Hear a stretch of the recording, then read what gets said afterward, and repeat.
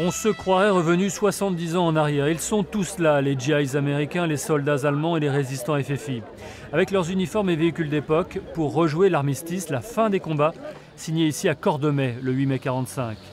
Déambulant parmi ces collectionneurs passionnés, quelques témoins, ils sont de moins en moins nombreux, à avoir vécu la libération de la poche de Saint-Nazaire.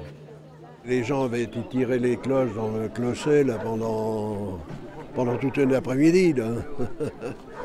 Alors nous, les gamins, on allait ravitailler les sonneurs de cloches.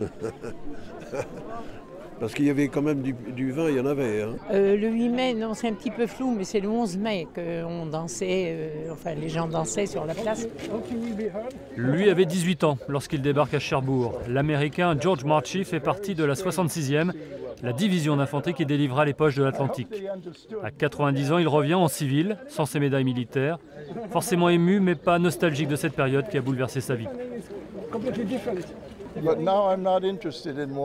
Maintenant, je ne suis plus intéressé par la guerre. Certes, il y a beaucoup d'Américains qui se demandent aujourd'hui dans combien de guerres le pays est-il engagé. Je suis contre ça. Je préfère la diplomatie, que les gens se rencontrent, comme ce qui se passe ici, et parlent de ce qu'il y a à faire ensemble. Comme des êtres humains, pas comme des soldats. C'est ma philosophie d'aujourd'hui. À la Libération, George Marchie resta en Europe pour étudier avant de retourner à San Francisco pour se consacrer à l'art. Jusqu'au 11 mai, son pèlerinage va le conduire sur ses anciens théâtres d'opération, de Cordemais à Lorient, en passant par le musée de Batte-sur-Mer.